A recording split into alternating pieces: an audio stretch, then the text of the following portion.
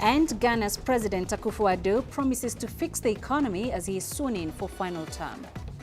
Ghana has sworn in President Nana Akufo Addo to rule the country for another 4 years. It comes after he narrowly won a closely contested election in December.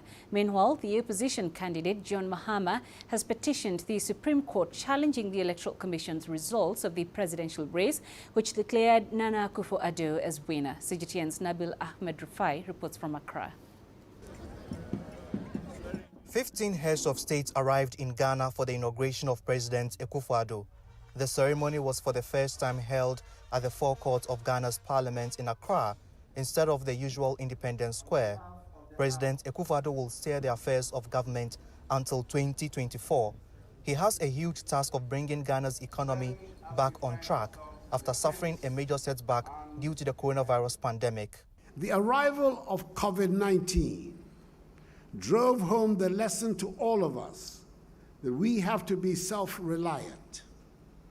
The pandemic has emphasized the fact that we cannot continue to be living on edge in a day-to-day economy. This is dangerous for our survival, and it is important that we set up buffers of protection in all aspects of our lives.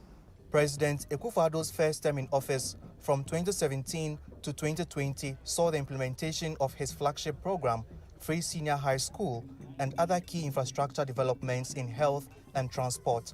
Ghanaians have high expectations for his second term. The economy is not as good as it seems, and people are really suffering. And all the interventions that he wants to put in place, or whatever he has put in place, and he wants to continue with it, it should impact the lives of people so that the level of poverty, especially unemployment, should be reduced amongst the youth. My expectation is that he should remain focused, his appointees should all remain focused, and do not take into consideration distractors.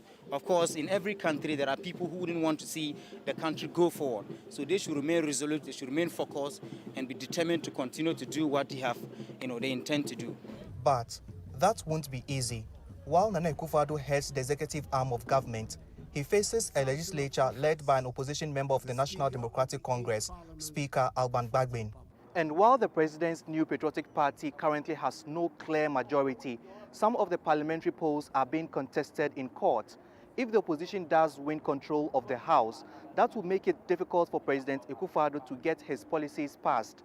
On top of that, he faces a Supreme Court case challenging his legitimacy as leader, brought by his election opponent, former President John Mahama.